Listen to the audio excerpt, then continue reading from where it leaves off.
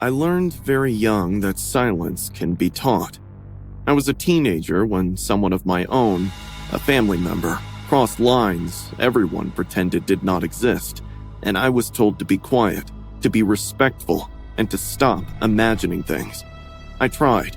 I swallowed fear and learned how to smile through it. When I finally spoke up, my parents chose comfort over truth and family over me. They said I misunderstood, that he meant nothing by it. I believed them because I wanted to. Then, one night proved what I had been saying all along, and everything broke forever after that moment happened. My parents planned the camping trip to Great Smoky Mountains National Park in Tennessee like it was supposed to fix everything. They said we needed family time, fresh air, and a break from phones and stress. I was actually excited at first. I had seen pictures of it online, the famous misty mountains and waterfalls. I thought it would be peaceful. But the excitement disappeared the moment we pulled into the campsite. My uncle was already there, standing near a picnic table like he had been waiting for us. I felt my chest tighten when I saw him. I never liked being around him. He stared too much, for too long, and always found excuses to hug me or touch my shoulders when he walked past. I had told my mom before that he made me uncomfortable. She always brushed it off and said he was just being friendly and that I was imagining things.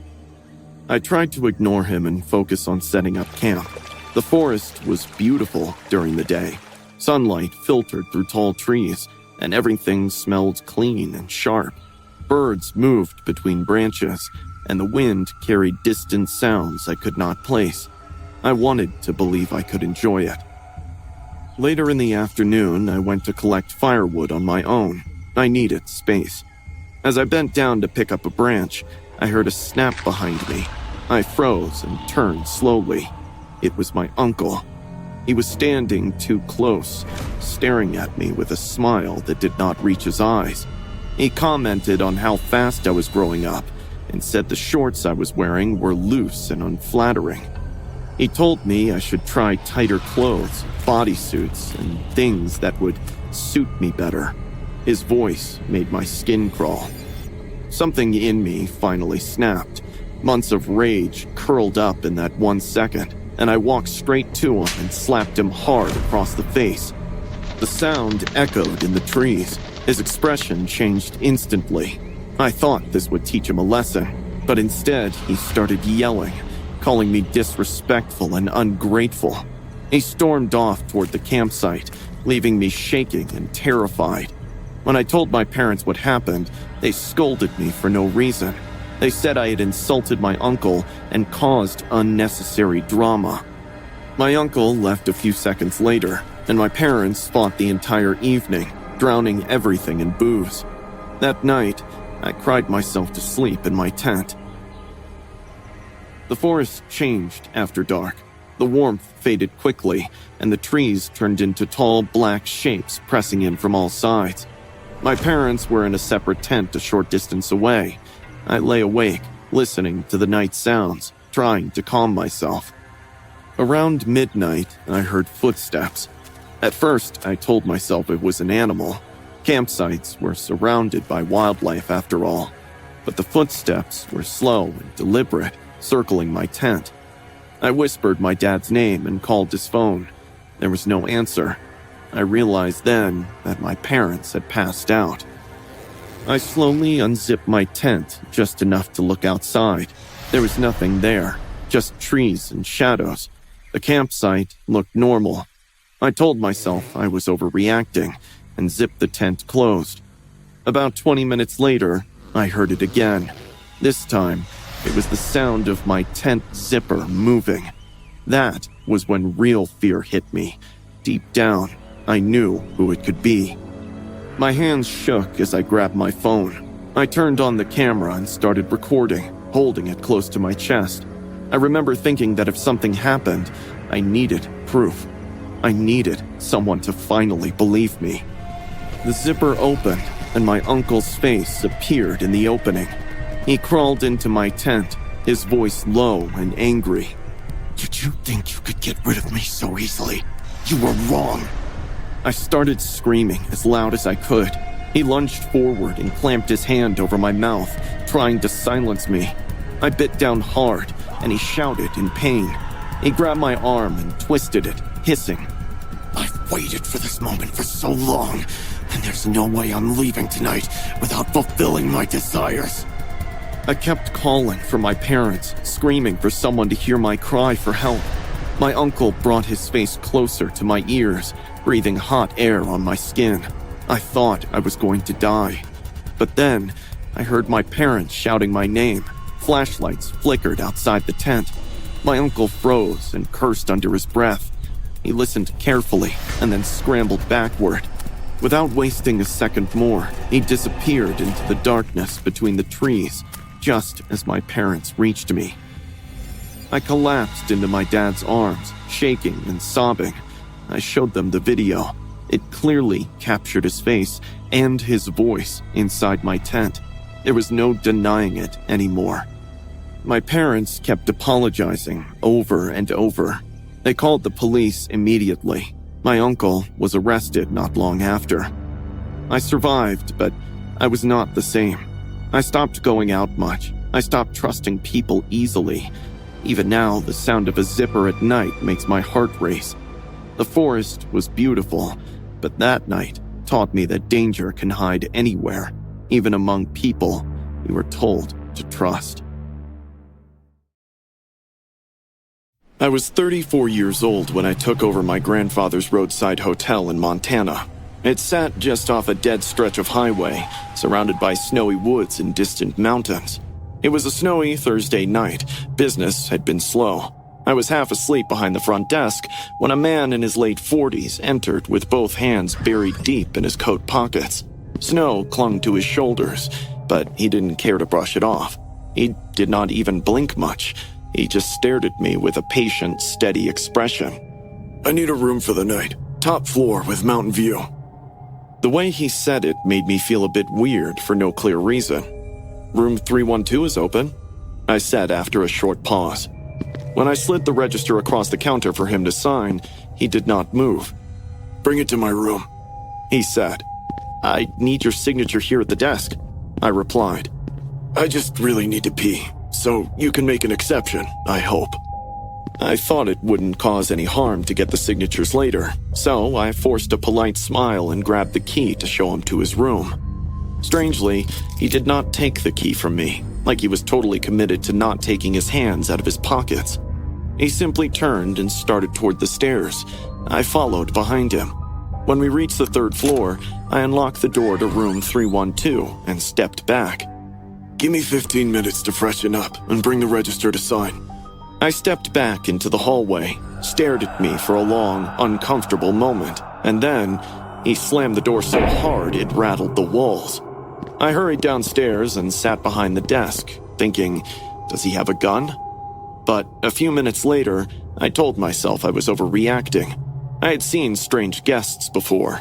Addicts, drifters, people running from something. Maybe he's just another weird creep. 10 minutes later, I took the pen and forced myself back upstairs. The hallway on the third floor was dead silent. When I reached his door, I heard water running from inside the room. I knocked. "Come in." I opened the door. The bathroom faced the entry. Steam rolled out into the room. The man stood at the sink with his back facing me. He was washing his hands slowly. Nothing about him felt weird now. I blame my mind for judging people too quickly. Maybe he really needed to use the washroom. I put the register on the nearby coffee table and waited. While washing his hands, he began making small talk with me.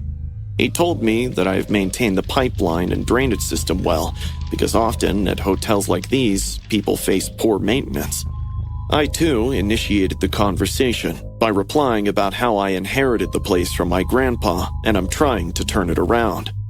As we talked, I scanned the room, searching for his belongings. He had no luggage when he entered, hence there was only his jacket, which was now lying on the bed. Even from the back, I could tell the man had rough days. There were stains on his once white shirt. The back pocket of his jeans had mud, like he had sat on the ground for hours. The man probably thought I was getting impatient, so he began asking me more questions. And slowly, his questions were getting uncomfortable. Do you wash the bathroom with bleach? Yeah? Good. Bleach takes away every stain. I rolled my eyes, thinking how he was wasting my time. At one point, I got really frustrated and asked how long it will take for him to sign the register, because I have to go down for some other work. That's when he dropped the soap on the bathroom floor. He ducked down to grab it, and for the first time, I got a glimpse of the sink. The entire white sink had stains of blood mixed with water. That one hand of his, which was grabbing the edge of the sink while he picked up the soap, still had clots of dried blood near his fingernails. It hit me that moment why he refused to take his hands out from his pocket. He had blood on them, and it was clearly not his blood, because he had no wounds whatsoever. The man got up with the soap, finished cleaning his hands as much as he could, and then turned to face me. His eyes were wide now, and he had a bigger smile than before. Long night, huh? Some stains just don't come out unless you scrub real deep. I stood terrified, glued to the floor. He wiped his wet hands on my jeans, then picked up his jacket from the bed. While wearing the jacket, he watched me like a hawk. Then he came closer to me and said, I just needed to use your washroom. I gulped. No words came out of my mouth. He leaned closer, almost breathing on my face. Don't worry, I cleaned up most of it. I still couldn't talk. He looked at the mirror, set his hair, and then walked to the door. Before leaving, he looked at me one last time and said, You seem like the kind who knows when to stay quiet. Good, I like that. He left just as he came. I don't remember how long I stood there, watching the remaining blood stains on the sink and the half-open door of the room. That night, I locked every door and window of the hotel and put up the close sign on the door. I couldn't sleep the entire night, thinking if I call the cops and the man gets to know, what will he do to me? For weeks after the incident, I kept a close eye on the local paper, hoping to read about a body being found or the man getting caught. But still, no such thing happened. I want to go to the cops, but I'm scared for my life. I was 24 years old, living in Boulder, Colorado. My house was on a quiet residential street about 15 minutes from Pearl Street, where my friend Betsy lived. It was a Saturday night, and I was walking home from her birthday party, drunk and tired. The night was cool and clear, and the streets were almost completely empty. Most of the houses were dark, and the few porch lights that were on cast yellow beams on the sidewalks. I remember feeling relaxed and safe, which is something that feels embarrassing to admit now. I had my phone in my hand, scrolling through messages as I walked, when I noticed a porch light flickering on the left side of the street at some distance. It was flickering fast and unevenly, like it was about to die. The light would blink off for a second, and then snap back on again.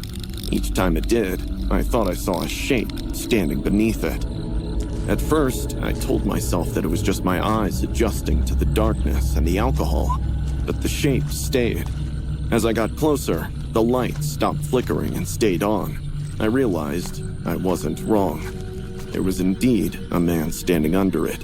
He was standing perfectly still, staring up at the porch light bulb as if he were studying it or waiting for it to change again.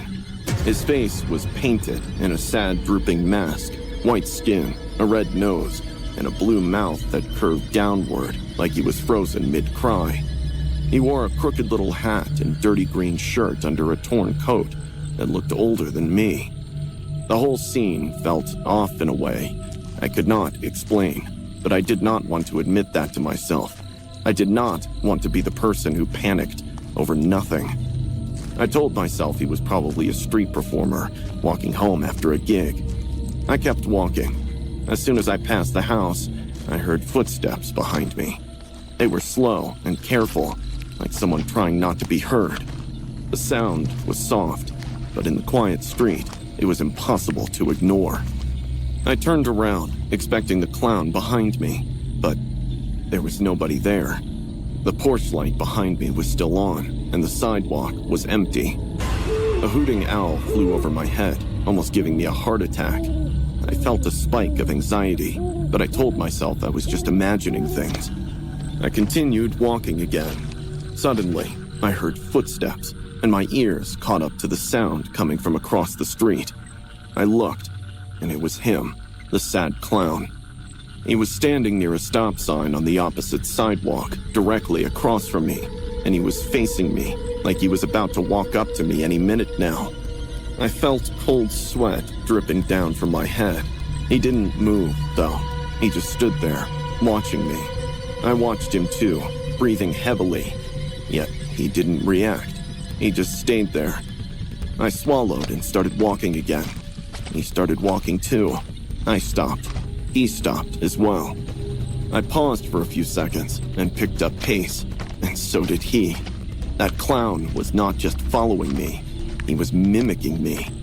He never crossed the street. He just mirrored my movement perfectly, like my reflection. I laughed nervously under my breath and told myself it was coincidence, but my hands were starting to shake. Bro, don't you have anything better to do? He didn't reply, just chuckled like I said something funny. I screamed in frustration. Seriously? Are you dumb? He chuckled again, like a 6-year-old kid laughing at bathroom jokes. I picked up my pace. He picked up his pace. Every time I slowed down, he did the same. I could feel my heart beating harder with every step. I tried pretending I wasn't scared of him, but my face told otherwise. For the next 15 minutes, he continued this facade without crossing the streets. When I reached my block, my stomach dropped, and a daunting realization hit me. My house was on the same side of the street as his. This meant I had to cross. Did he know all this when he followed me? It sent chills down my spine. I stepped off the curb. That was when he changed. He dropped to all fours. He did not do it suddenly or aggressively. He did it slowly, as if he had been planning to do it the whole time. His body bent backwards, not forward. His stomach facing the sky. His spine arched in a way no human spine should bend. His face was upside down, staring at me as he crawled, moving like a spider wearing a human body. I screamed and ran as fast as I could. He was chasing me in that freaky way, while letting out a sobbing cry like he was in serious pain. His crying voice sounded straight out of a horror movie. Even though he was bent backwards, he moved too fast. I knew if I fell down or slowed down a bit, he'd catch up to me. So I ran, and I ran until I reached my porch and fumbled with the lock. I dropped my keys. I picked them up again. I looked back to see how far he was when I saw him stand up. I hurried with the door, thinking now he will be coming and sprinting at me. Right when I unlocked the door, I heard his voice screaming into the night. You should not walk home alone. I slid down against the door and called the police with shaking hands. The cops searched the area, but found no one that matched the clown's description. Later, my neighbors told me I was not the first. They said people had been reporting a man dressed like a sad clown stalking pedestrians late at night. I changed address and didn't follow up on whether he was arrested. But till today, I don't walk home alone at night. I only sent the text as a joke. Saw a weird bird today. Everyone online was doing the bird test trend. Message your ex something vague about a bird to see if they'd still respond instantly. I typed it out to Derek out of pure curiosity. He was 10 time zones away, literally studying abroad, posting beach pictures at 3 a.m. my time. I expected nothing, but almost immediately my phone buzzed. Derek replied back. "Where? Near your building, right?" I stared at the screen, waiting for the part where he'd reveal it was a joke, but nothing came. I blocked the number. What else was I supposed to do? Maybe it wasn't even him. Maybe he changed numbers overseas. I spent the next hour doom-scrolling on my couch, letting guilty amusement replace the unease. It was just a dumb trend. Who cared? At 6 p.m., I got up to take out the trash. The hallway lights flickered like they always did. My apartment building was old, the kind of place where everything hummed. I opened my door, took one step, and my foot slid. My heel skidded over something wet. When I glanced down, I screamed so loud my throat burned. A crow, or whatever used to be one, lay slumped across my welcome mat. Half its chest was gone, ribs poking out, feathers torn into clumps. The smell hit me next, metallic, rotting, like something pulled out of the bottom of a dumpster and left in the sun. Someone had placed it gently, deliberately, right against my door. I slammed it shut and locked it 3 times. My hands were shaking so hard I dropped my phone twice before opening the building security app. A few minutes later, my phone vibrated again. A message from an unknown number. "Don't block me again." My throat dried instantly. I reported everything to building security. They told me to come down to the office and review the hallway footage while they called the police. The security guard, an older guy named Ramon, fast-forwarded through the feed. "There," he said. He paused the footage. My heart hammered. A man from the 3rd floor crept into frame. In his hands, the crow. He had latex gloves on. He crouched by my door, carefully arranged the dead bird like someone placing a love letter, then stood still for a second, staring at my peephole. My skin crawled. He stepped out of frame, then came back minutes later, phone in hand, typing. "We know this guy," Ramon said. "Lives alone, not a troublemaker. Quiet." That was exactly what scared me. But what snapped me cold was his face. He wasn't Derek, not even close. He was my neighbor, the same guy whose door creaked open whenever I passed by, like he always timed it. The same guy who accidentally checked his mail every time I walked toward the lobby. "How did he get your ex's number?" Ramon murmured. The answer hit me like ice. 3 weeks ago, a package of mine had been left in the lobby. It had my name and Derek's old number on the pickup slip. He must have pocketed it. My stomach churned. Police arrived within minutes. I stayed with Ramon while 2 officers went up to confront him. The monitor showed them knocking, stepping back and resting one hand near their holsters. The door opened. He didn't fight, but his face was unreadable, smooth, calm. He walked between the officers without looking at the security camera, until he did. His eyes slid upward, right at the lens, like he knew I was watching. I felt like he could see through it. They marched him to the elevator. Ramon put a hand on my shoulder. "You're safe now," he said. But I didn't feel safe. If anything, I felt like something had just begun. They asked me to wait in the hallway while more officers checked his apartment. I didn't want to stand near the elevator, so I stepped up to the 3rd floor railing that overlooked the ground lobby. The elevator chimed. Doors opened. The officers escorted him out in cuffs, and that's when it happened. He lifted his head, slow, deliberate, and looked up straight at me. He smiled, a smile like he'd been waiting for this moment. I stepped back instinctively. One of the officers noticed and nudged him forward, but he didn't break eye contact until the doors closed behind them. I don't know why, but that smile terrified me more than the crow. As officers continued sweeping his apartment, one of them called down, "Miss, you might want to see this." Inside of his living room, a table was covered in photographs, not of Derek, not of random birds. Me. Me walking to my car, talking to the mailman, and standing at the vending machine in the basement. Dozens of shots. Some were circled with a red marker, some dated. My breath caught. How long? One of the officers shook his head. "Longer than we'd like to imagine." I asked if I could go back to my apartment, and they said yes. They'd be knocking again soon to take more statements. I needed a minute to breathe. I stepped back onto my floor, feeling every shadow press against me. I inhaled shakily, turning toward my apartment, and froze. A small object lay on my welcome mat. My heart thudded painfully. I hadn't noticed it when I first left. I crouched slowly, flashlight shaking in my hand. The light caught something wet. I gagged. It was a woman's earring, still attached to a piece of torn flesh. An ear. A human ear. My mind spun. The officers had checked him. He'd been cuffed. He hadn't bent down. He hadn't passed my door. Unless he'd left it earlier, before the cops even came. A gift waiting for me to find. That night, I didn't sleep.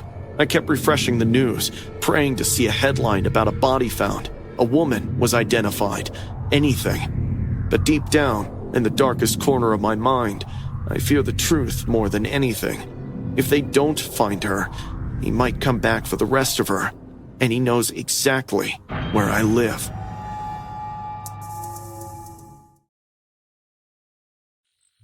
That Thursday evening, my mom took me to the nearest 7-Eleven store for a Slurpee.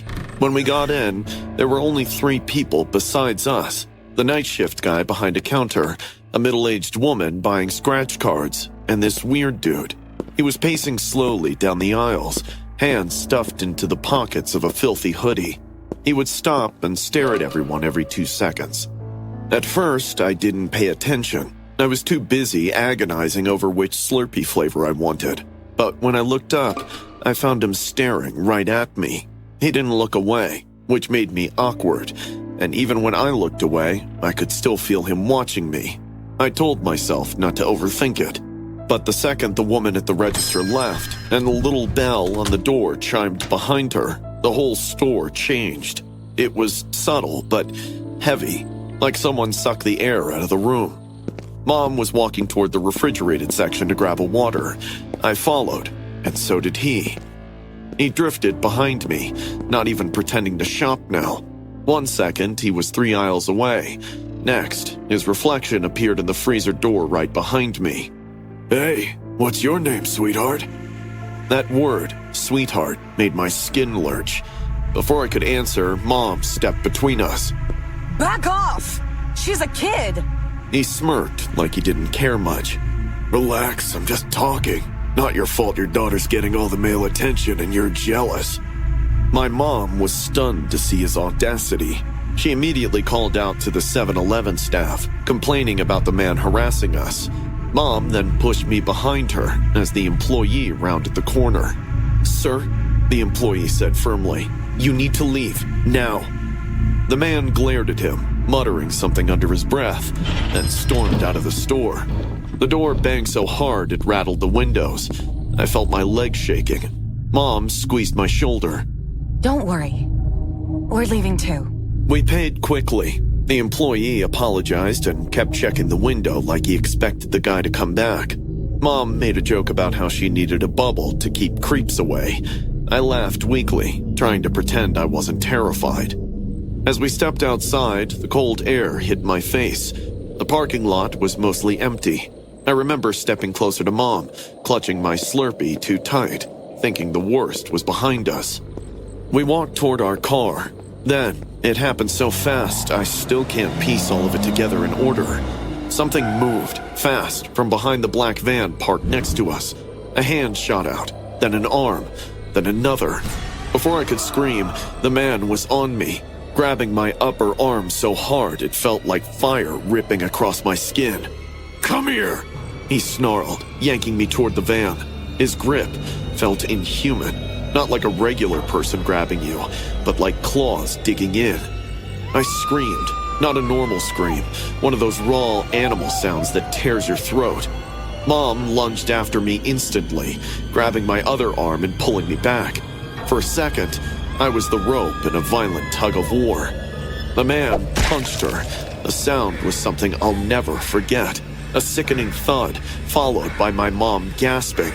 Her glasses flew off, skidding across the pavement. I saw blood spray, then drip down her lip. But she didn't let go. He punched her again, this time directly in the nose. I heard a crack sound. She cried out, but still pulled on me with everything she had. Let go of my daughter! My legs felt like lead. The man wrapped his arm around my waist, lifting me half off the ground. I kicked and thrashed, sobbing. He dragged me closer to the van's open sliding door. Mom was still holding on to me, but from the amount of injury she suffered, I knew she wouldn't be able to hold on for long. The man understood that too, so he kept laughing and pulling me harder. Just when I thought all hope was gone, I saw headlights. 2 cars pulled in simultaneously, tires crunching loudly. Both drivers started shouting. The man froze. It was only a second, but it was enough. He shoved me away and then bolted into the driver's seat of the van. The door slammed. The engine roared. The van shot out of the lot so fast the tires screeched. I hit the ground, palms scraping on the concrete. Blood smeared across my hands. My mom collapsed next to me, clutching her face, still reaching for me like she thought I'd slip away again. People ran toward us. One of them called 911, while the other checked up on my mom. My ears were ringing. My vision felt blurry, but I remember looking at my mom, her face swollen, blood running down her chin, and realizing she had taken every punch just to save me. At the hospital, doctors confirmed her nose was broken in 2 places. Her cheekbone was badly bruised. She needed stitches above her lip. I remember sitting beside her bed, crying all night. The police came. We watched the CCTV footage together. Seeing it from the outside made me sick. Seeing how close he came to getting me inside that van still haunts me. They caught him 3 days later. A detective called to say he'd been living out of that van, and that he'd done similar things before. But this time, he didn't succeed, because my mom fought like a woman with nothing to lose. Sometimes, when I wake up at night shaking, I still feel his hand on my arm. But then, I remember the other hand, the one that never let go. Mom's. The truth is, she didn't just save me in that parking lot. She saved every birthday I'll ever have, every tomorrow I might have never seen. I look at her now, healed but still carrying faint scars, and I realize they aren't marks of what was done to her. They're proof of what she fought for. People say I survived a monster that night. I didn't. I survived because my mother loved me more. I was 8 years old when this happened, and it took place in a quiet neighborhood in Normal, Illinois, in a small town on a street where nothing ever really happened. It was a rainy afternoon in early fall. My mom had gone out to run what she called a quick errand, and told me that I would be fine by myself for a little while. I remember sitting on the living room floor with a bowl of cereal, watching cartoons, while rain tapped steadily against the windows. The house felt unusually quiet, and the gray light outside made everything look dim and flat. At some point, the TV screen glitched, the picture froze, the audio warped into static, and then the screen went black. I sat there staring at it, waiting for it to come back on. That was when something red drifted past the living room window. First, I thought it was just a reflection from a passing car or something outside, but then it floated past again. Slower this time. It was a red balloon. It moved from left to right, just outside the glass, bobbing slightly in the rain. That was when I noticed that the living room window was not fully closed. It was open just enough for the rain to blow in. I remember feeling confused because I knew I had not opened it, and I was sure my mom had closed all the windows before she left. Before I could decide what to do, the balloon drifted inward. It slid through the opening and floated gently into the room. There was a thin white string tied to it, and something small was attached to the end, a folded piece of paper that seemed like a note. I stood up slowly and walked toward it. My heart was already beating faster, even though I did not yet understand why. I untied the paper and unfolded it with shaking fingers. It only had 5 words written on it. "I am coming for you." I stared at the note for a long time, trying to make sense of it. I thought that the balloon had drifted in from a nearby birthday party. Suddenly, I heard a tapping. It came from the front door. The sound was soft at the beginning, but then soon changed into the screeching of wood, like someone was clawing on our front door with their fingernails. I stood there, all alone in the house. When I couldn't bear the suspense anymore, I screamed, "Who's there?" The clawing stopped. There were footsteps walking away from the door. I kept staring at the door, thinking whoever's on the other side will be banging at it soon, but no such thing happened. I sighed in relief, thinking it was probably a cat or a raccoon, and I spooked myself for no reason when a soft voice called out to me from the half-open window. "Hey, kid." I turned slowly and saw a man dressed like Pennywise peeking in through the open window. His face looked broken, like it was made of dry, cracked stone, and the paint was peeling into his skin. Dark red lines dripped from his eyes like blood, and his nose was wet and shiny. His eyes were yellow and angry, and they stared straight at me like they knew my name. He smiled slowly, almost unnaturally, as if his mouth wasn't meant to move that way, and I felt that if I blinked, he would be inside my room. "I have a surprise for you," he spoke, mimicking the clown-like voice. I didn't wait. I just ran. I dove behind the couch and curled into a ball, pressing my hands over my mouth to keep myself from crying out. I heard the window slide open the rest of the way. The squishy sound of wet shoes touching the floor echoed into the house. He was moving through the house while humming Itsy Bitsy Spider. "The itsy bitsy spider climbed up the water spout. Down came the rain and washed the spider out." At this point, I was praying for my mom to come home. The man tried the hallway door. It was locked. He tried the bathroom door. It was locked too. Then, I heard him walk toward the back of the house. I heard the back door handle rattle. I heard him whisper something I could not make out. A shadow passed under the living room doorway. My heart was pounding so hard that I thought he would hear it. I stayed perfectly still. Then, the front doorknob turned. At the same moment, bright headlights flashed through the living room windows. A car pulled into the driveway, and I heard my mom's voice outside. She yelled. The footsteps stopped. I heard a sudden rush of movement. The man bolted out, slamming the back door with such force that the glass cracked and eventually shattered, scattering shards all over the floor. Then, everything was quiet again. My mom burst inside seconds later. She found me crying in the corner behind the couch. I could barely speak. She called the police immediately and told them that she had seen a clown running away from the back of the house. The police searched the area. They found nothing that night. A few days later, they came back. They told my mom that our quiet next-door neighbor had been taken in for questioning. They found handmade clown costumes in his garage, with various makeups and clown masks. The cops also found pictures from inside other people's houses. It seemed like the man was obsessed with clowns and enjoyed scaring unattended kids for fun.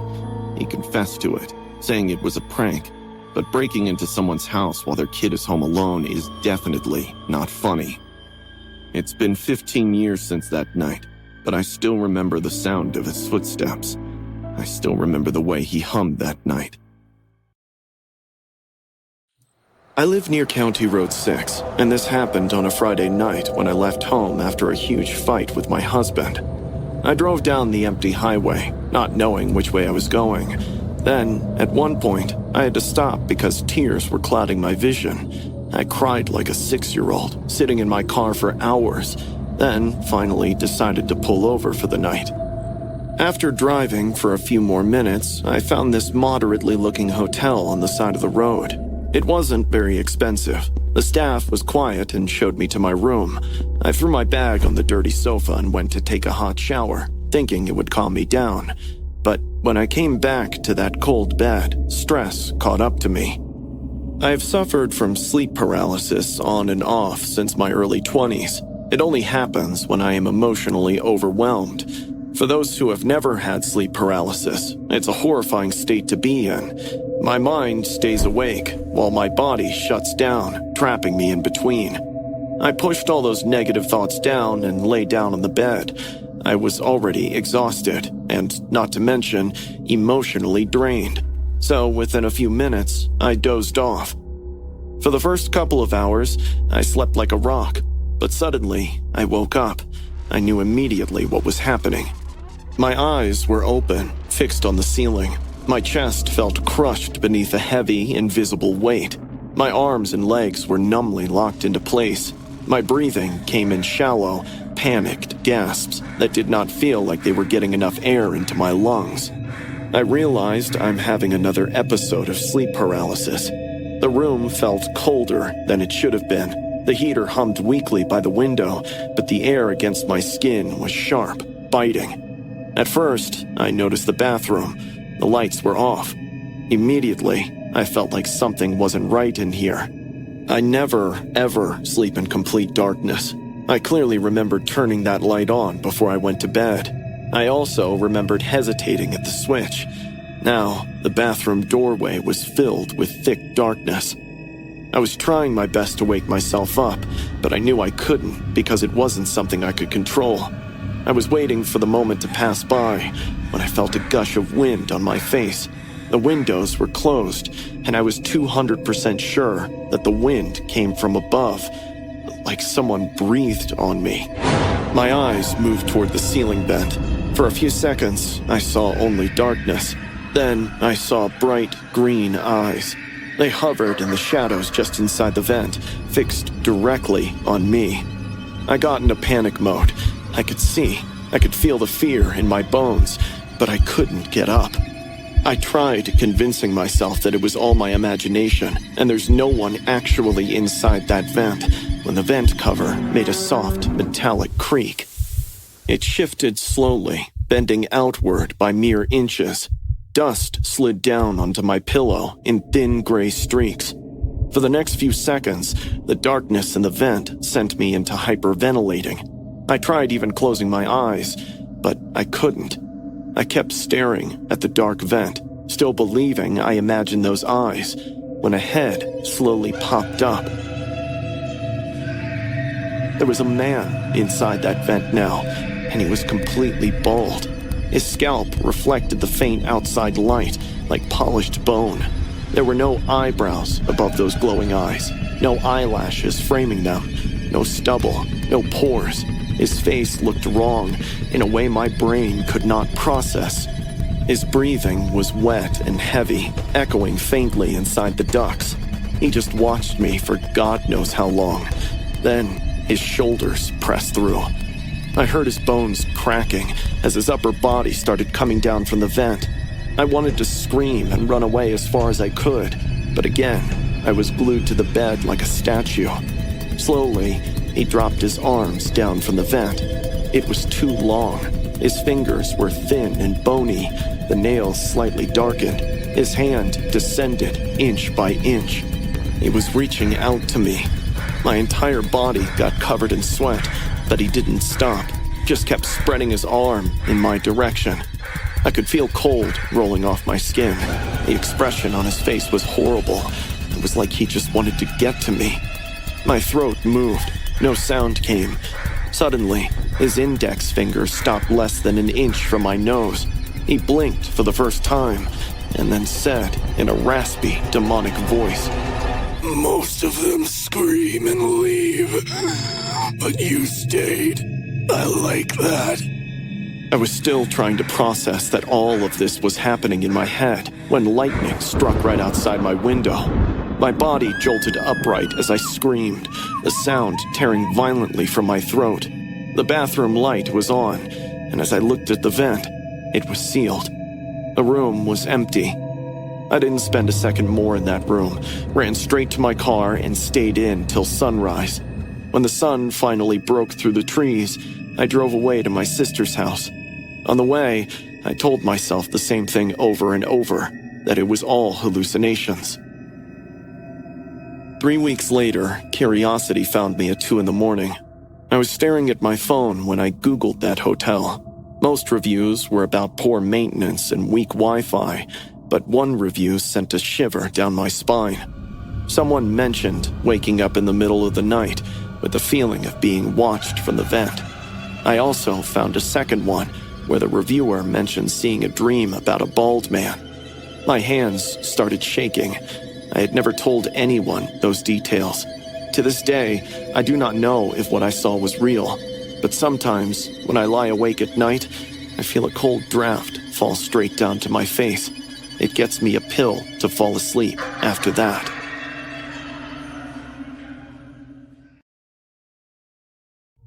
Every time I think about that night, my hands shake.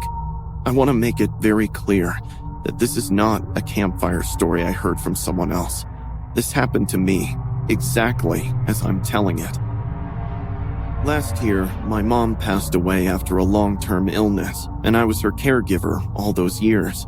Even though taking care of her for years was mentally draining, her sudden passing made me realize how lonely I am in this world. My therapist suggested I spend time in nature to cope with the loss, so I went solo camping in Yosemite. I chose a designated campground that was known to be quiet during the off-season. I checked in, followed the rules, and set up my tent before sunset. That evening felt peaceful in a way that's hard to describe. I watched the sky fade from orange to deep blue. Pine trees stood like dark silhouettes against the stars. I cooked a simple meal, sat near my small lantern, and listened to the forest settle. Somewhere far away, water rushed over rocks. Insects chirped steadily. I remember thinking how soothing it felt, how alive the forest seemed without being threatening. By around 11, the cold crept in. I zipped my tent closed, turned off my headlamp, and lay in my sleeping bag enjoying the ambiance. The forest at night is a totally different world altogether. I heard a night owl hooting from a nearby tree and wondered if it felt as lonely as me. I drifted off, listening to the woods and remembering the pale, smiling face of my mom in her last days.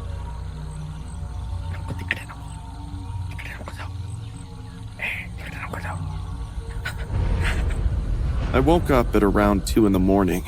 At first, I thought I heard a sound coming from inside my head, like a dream bleeding into reality. Then I heard it again and understood that I was fully awake. There was whispering outside my tent. And it wasn't of one person. It was two. One voice was calm, steady, and controlled. The other was shaky, rushed, and panicked. They were close enough that I could hear the soft scrape of boots on dirt between their words. Dread rushed down my spine. I forced myself not to move. I heard the calm voice very clearly say, "Not this one." But she's alone, and that makes things much easier. The other voice responded quickly, almost desperately. Every part of me went rigid. I focused on slowing my breathing because I suddenly felt sure that any sound I would make would give me away. My mind scrambled for explanations, but none of them made sense. Rangers do not whisper like that. Campers do not stand outside someone else's tent at 2 a.m. discussing whether to approach them. Who are these people? After a pause, the calm voice spoke again. I said no. Why do you make everything so difficult? She won't fight. There's no one else here. I pressed my hand against my mouth because I was on the verge of crying. Whoever these people are, they're planning to hurt me, maybe kill me, or even worse than that. I realized then that if they decided to come inside, there would be nothing to stop them. I knew I should not look. I knew it instinctively. Still, fear pushed me to do it. I moved slowly, inch by inch, until I could unzip the tent just enough to see out. Moonlight filtered through the trees, casting uneven shadows across the ground. As I peered out, I got the shock of my life. There was only one man standing outside. He was a few meters away from my tent. He was holding a knife loosely in his right hand. The blade caught the moonlight for a split second. He was fidgeting like there were voices playing in his head, and he couldn't decide whom he should obey. I watched him speak again. The calm voice came from his mouth. Keep it low. You're gonna wake her up.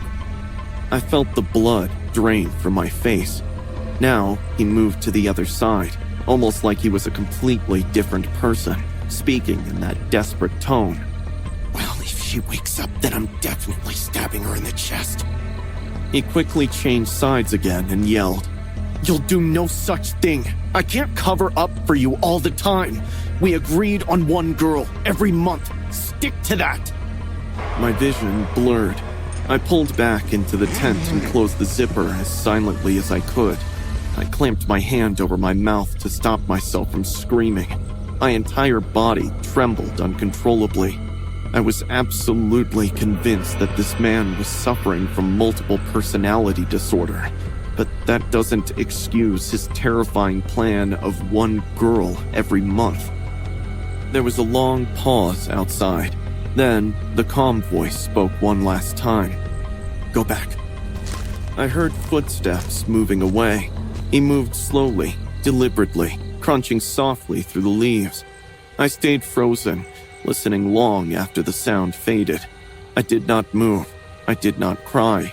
I simply waited, counting my breaths, horrified that he might jump in, unzipping my tent at any moment. For the next hour, I lay there in complete silence. Every sound made my heart jump. At one point, far off in the woods, I heard him whistling creepily. It was an ominous tune, echoing strangely through the trees. I reached for my phone with shaking hands and dimmed the screen as low as it would go. I texted campground security, shared my location, and prayed the message went through. I did not dare make a call. Eventually, headlights cut through the trees after 15 minutes. I came out of the tent sobbing. They searched the area thoroughly. Flashlights swept the ground and the trees. After a while, one of the rangers came back to me with a serious expression. He told me they had found footprints circling my tent and then disappearing into the woods, but they couldn't find anyone. I don't think I'll ever grow the guts to camp solo again.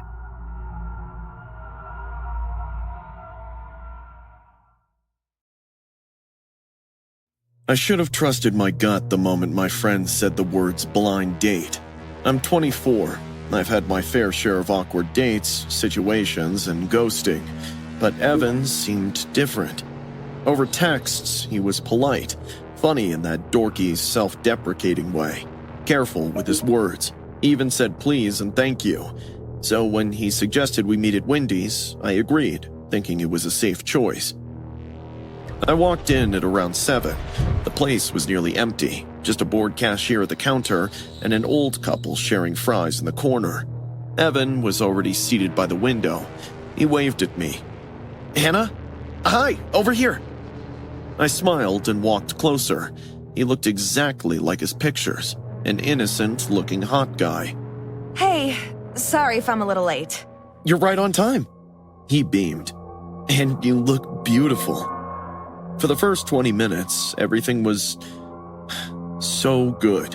We shared nuggets, joked about how nobody actually knows what the Frosty is made of, and talked about movies, jobs, and family. He laughed a little too loudly at my jokes, but I chalked it up to nerves. Then, he asked me something that changed the mood of the date immediately. "So, how many guys have you slept with?" Wait, what? "You heard me," he said, tone flat. "Just need to know." I laughed, the kind of nervous laugh you do when you're praying at sarcasm. That's kind of a personal question for a first date, don't you think? His face didn't move, not even a smirk. His eyes stayed fixed, unblinking, like he was studying my reaction. I muttered, reaching for a fry to diffuse the awkwardness. Let's, talk about something else. "Why? We should be honest with each other if this is gonna work." This? Work? I didn't even know his middle name. I pushed my chair back slightly. Evan, that's not an appropriate question. I'm not answering that. His jaw clenched. For a moment, he just stared at me, like he was silently calculating something. Then he said, in a calm but chillingly firm voice, "If we're gonna date, you'll have to cut contact with every male friend you have. I don't want competition." I felt the pit in my stomach turn heavy. Okay, that's it. The date is over. I stood up to leave, but he grabbed my hand.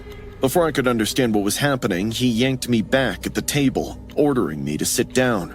His voice wasn't loud, which disturbed me more. Evan, let go! I hissed, trying to free my arm. His grip tightened. "Why are you overreacting? I'm being honest with you. That's what women want, right? Honesty?" I looked toward the counter. The cashier had gone to the back. The old couple was leaving. No one was watching. My throat felt tight. I said, let go! Instead of releasing me, he reached over to his tray with his free hand and picked up a fork. He held it loosely between his fingers, his grin stretching unnaturally wide. How about a little game to lighten the mood? Before I could answer, he stomped my hand and spread my fingers on the table. My heart slammed so hard, I could hear my pulse in my ears. What do you think you're doing? Evan, don't you... He brought the fork down fast, not on my hand, but in the space next to my thumb. The metal clinked sharply, then again, between my thumb and index finger, then again, faster, faster. Every stab of metal hit the table with frightening precision. He was laughing, actually laughing under his breath, like it was the most fun he'd had all week. Ain't I terrific? He said between breaths. I couldn't move, couldn't breathe. The fork kept slamming down, missing my skin by millimeters. The world narrowed to a blur of his hand and the rapid metallic tapping that echoed through the empty restaurant. My fingers trembled uncontrollably.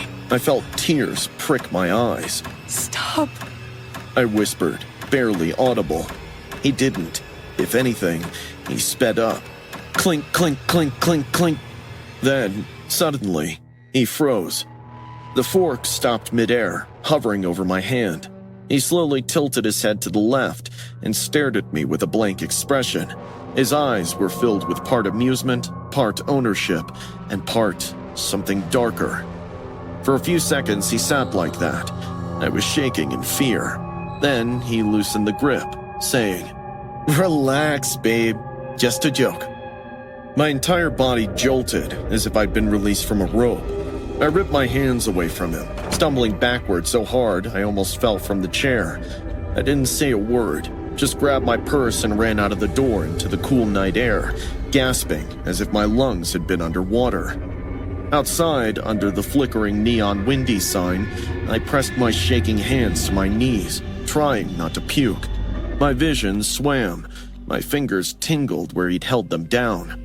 I heard the door chime behind me. I froze. Evan stepped out, hands in his pockets, rocking on his heels like nothing had happened. "Text me when you get home," he called happily. "I had a great time." I backed away until I was across the parking lot. He watched me the entire time, smiling like we had shared some intimate private joke. I blocked him before I even reached my car. I went home and showered twice, trying to scrub off the feeling of his hands. I told my friend never to set me up again, and I meant it. But the part that keeps me awake even now, 2 nights later, I found something in my mailbox. A Wendy's napkin, with a single fork mark stabbed through the center, and a note written in shaky handwriting. "You pulled away too fast. Next time, I won't miss." I still don't know how he found my address. I just know I sleep with the chain lock on now, and I don't go on blind dates anymore.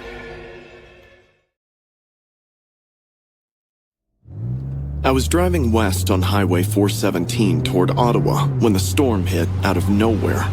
1 minute, the road was clear. The next, visibility dropped to almost nothing. Snow slammed against my windshield sideways, and the wind kept shoving my car just enough to make the steering wheel feel loose in my hands. My gas wasn't critically low, but it wasn't great either. I checked my phone. No signal. I hadn't seen another vehicle in over 15 minutes. That's when I noticed the hotel sign.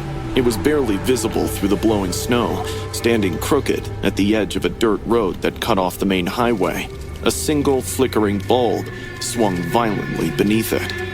Night Rest Hotel, 2 kilometers.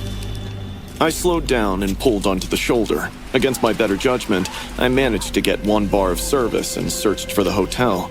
Every result said the same thing: closed, permanently.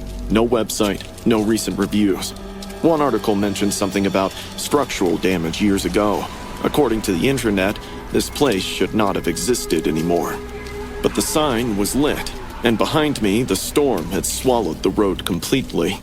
Sitting in my car all night in sub-zero temperatures suddenly felt like the more dangerous option, so I turned onto the dirt road. The road was worse than I expected. Deep potholes, patches of ice under mud, trees closing in tight on both sides. It felt like I stepped into a different world where I'm not welcomed.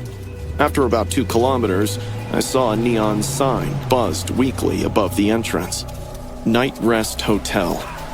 The building looked abandoned. Paint peeled off the walls. Windows were clouded with grime. Half the parking lot was buried under weeds and snow. There wasn't a single other car. I left the engine running for a full minute, trying to convince myself not to go inside. Then, a gust of wind slammed something against my car door so hard it made me jump. That decided it. The lobby smelled like mold, sewage, and something faintly metallic. The lights were dim and yellow, like they hadn't been changed in years. At the front desk, under a weak desk lamp, sat an old woman. She was hunched forward in her chair, crocheting with slow, twitchy movements. Her skin was gray and sagging. Thin white hair clung to her scalp like cobwebs. She didn't look up when I came in. "Hi, do you have any rooms for the night?" Her hands stopped moving. Slowly, she lifted her head and stared at me. Her eyes were cloudy and dull, like glass marbles that had been left in water too long. She looked me up and down without saying a word. Then, she reached behind her and pulled a single rusty key from the wall. Without turning around, she slid it across the counter toward me. "How much?" She raised one bony finger and pointed at a half-torn price chart taped to the desk. $10 per night. $10? That alone should have made me leave, but the storm outside was screaming, and I was exhausted. I paid her, took the key, and headed upstairs. The hallway on the second floor was long and narrow. The carpet was stained and damp in places. The only sound was the faint gurgle of pipes in the walls, like something breathing slowly behind them. My room was near the end of the hall. It was exactly as bad as I expected. The bed sheets were stained. Yellow water damage spread across the ceiling like an infection. The bathroom smelled like rot and rust. The lock on the door worked only after I slammed it twice. But I told myself it was only for one night. I left my bag by the wall, kicked off my shoes, and laid down fully dressed. Sleep took me almost instantly. I woke up in the middle of the night, drenched in sweat, my heart racing for no clear reason. Suddenly, I heard footsteps outside my door, followed by low whispers. At least 2 voices, maybe 3.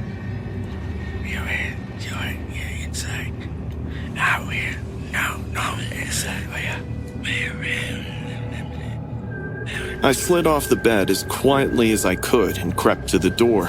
I held my breath and looked through the peephole. The hallway was empty. No one was there.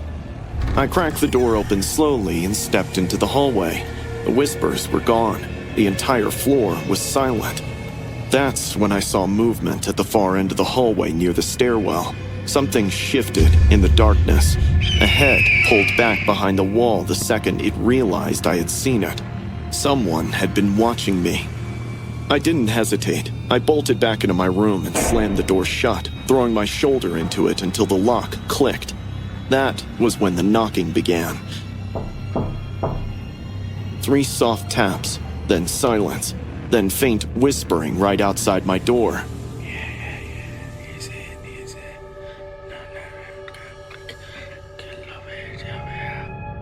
Every instinct in my body screamed at me to run, but I was frozen in place.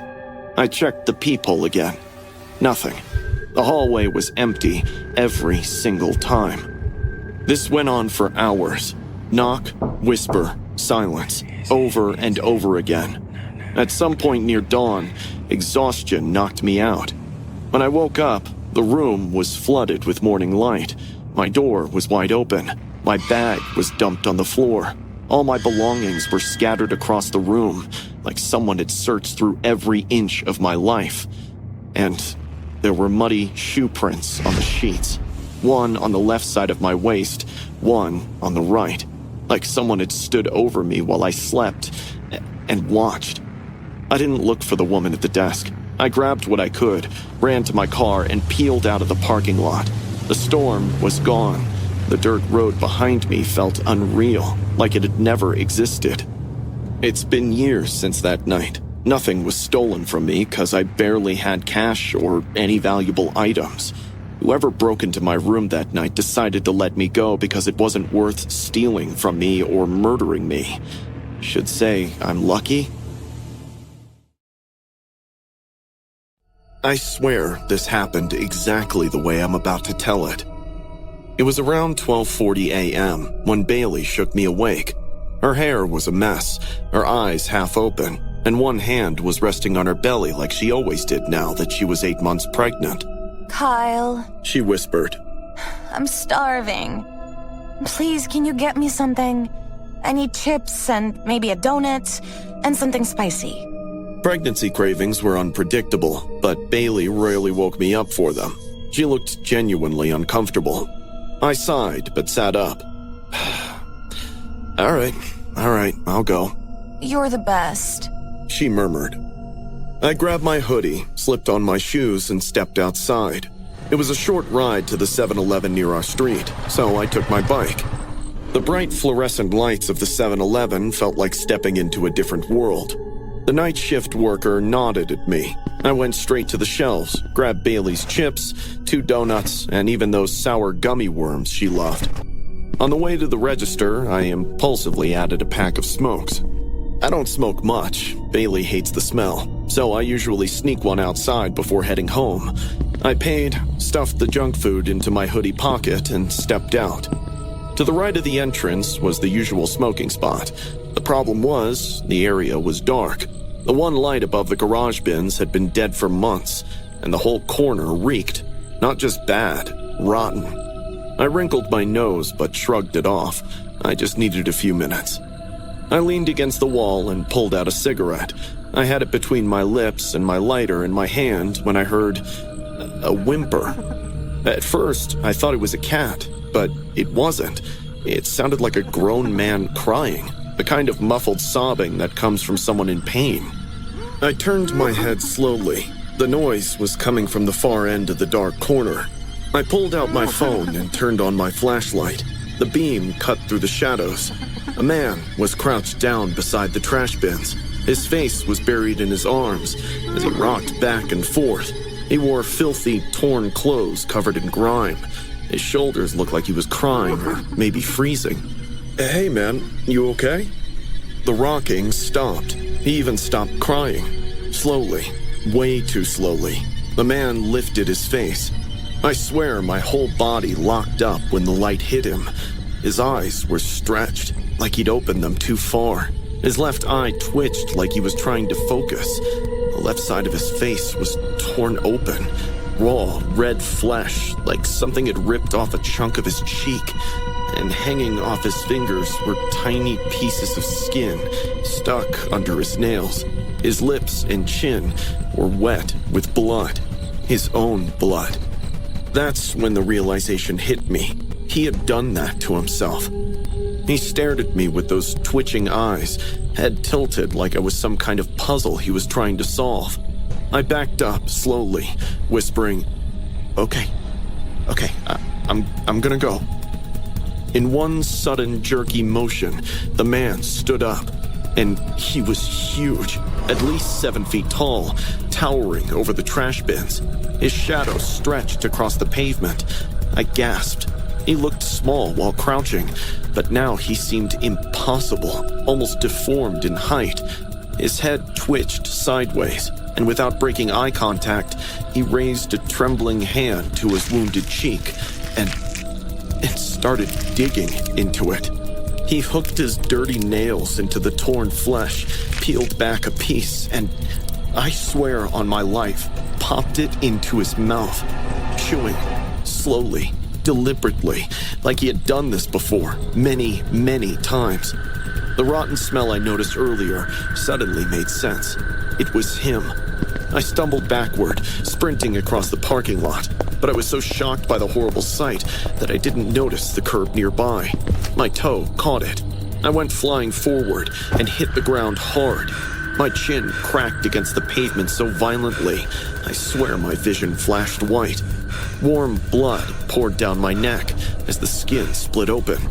I scrambled to my bike, hands shaking so badly I could barely grab the handlebars.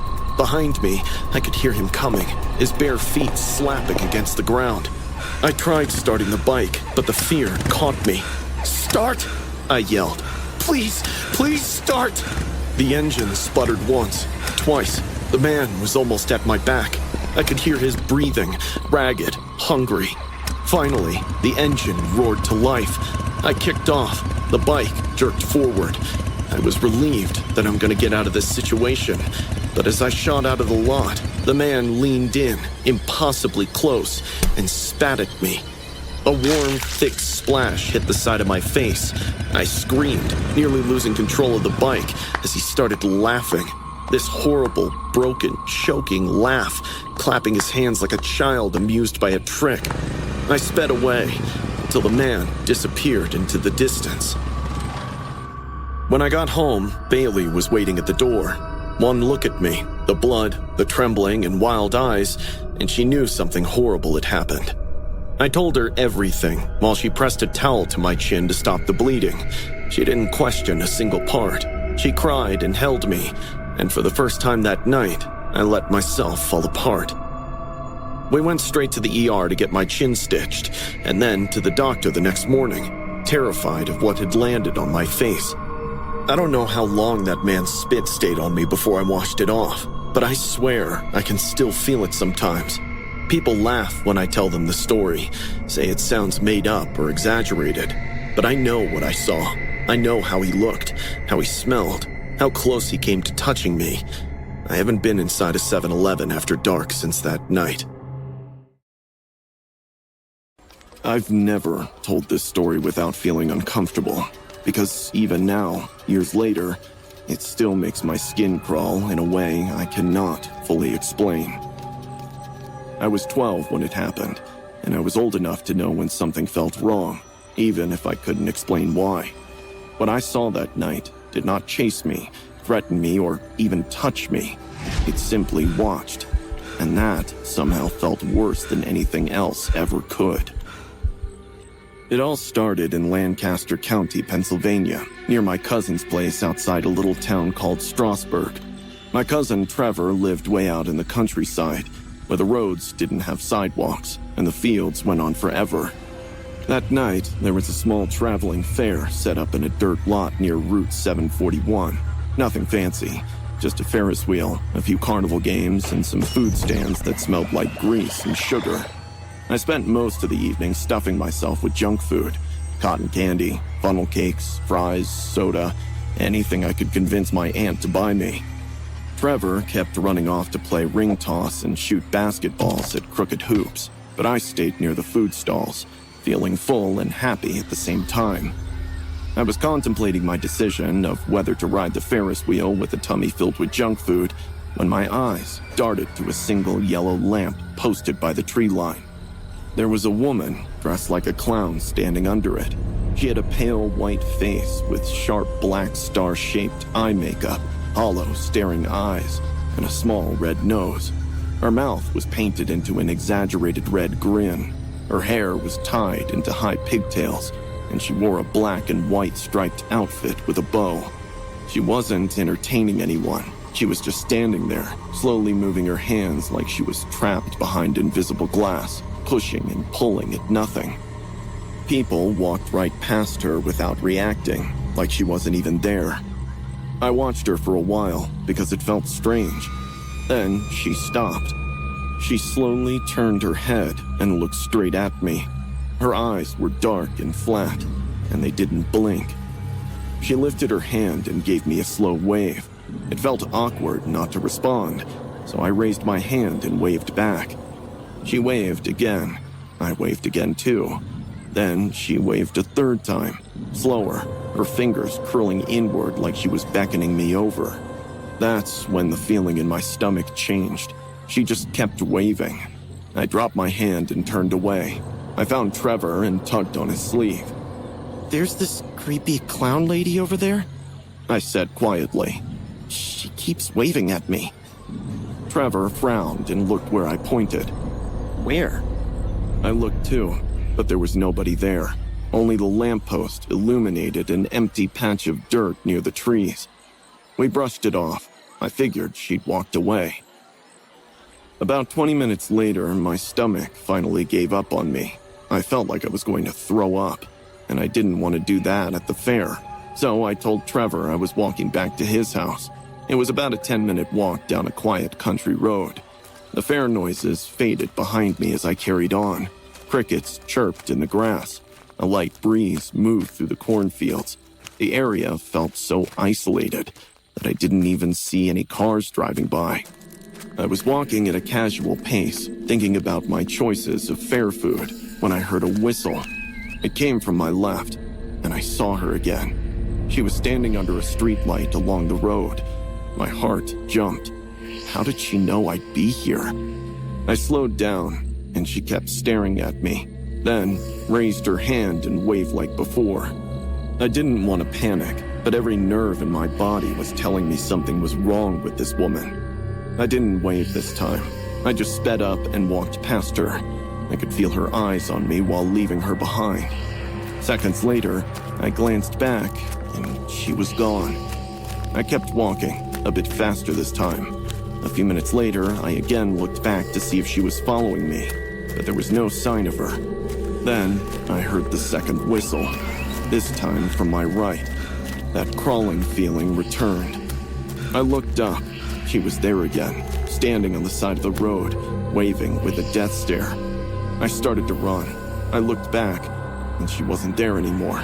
But every few seconds later, she kept appearing on the side of the road.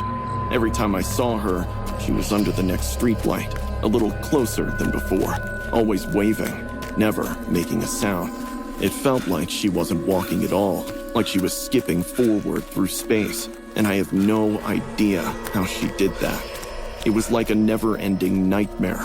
I see her, she waves and then disappears, only to reappear with a creepy whistling sound, and then wave back at me. I realized what a grave mistake I made by interacting with her. By the time I saw Trevor's house at the end of the road, I was sprinting. I burst inside and slammed the door, locking it with shaking hands. My aunt and uncle jumped up from the couch. There's a clown woman outside, I gasped.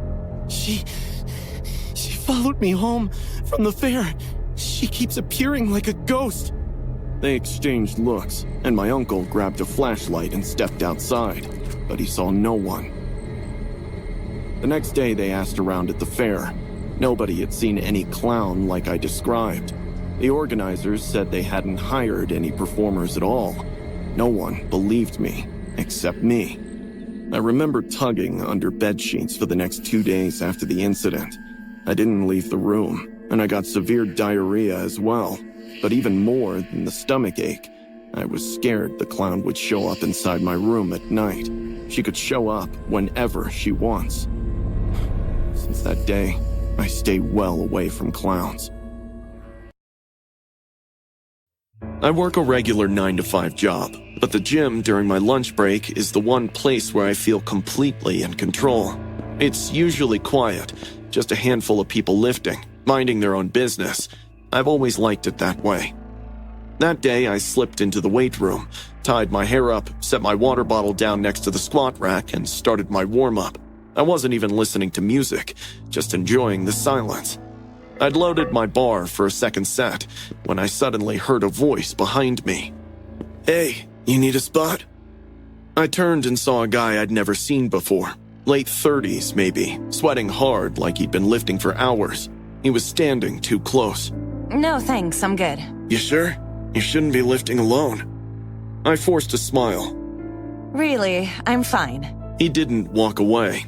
Instead, he circled around me, hands on his hips, eyes raking my form like he was inspecting something he owned. I brushed it off, thinking maybe he was just overly enthusiastic, but then he positioned himself right behind me.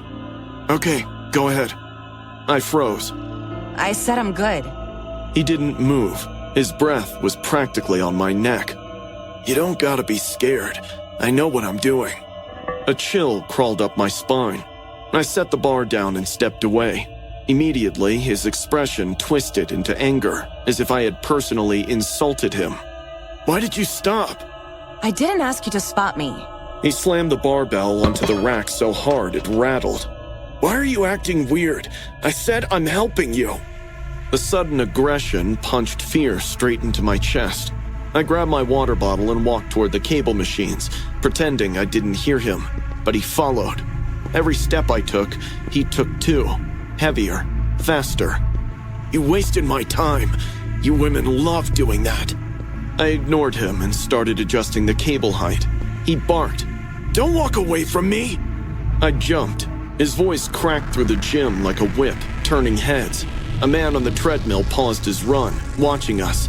Two women stretching exchanged looks. I tried to keep my voice steady. Please, leave me alone. He smiled, not a friendly smile, a mocking, twisted one. "You accepted my spot, and now you're acting like a victim?" I never accepted anything. "You're clearly leading me on." I was shocked to see the dude being a jerk. I wasn't having any more of his delusional crap.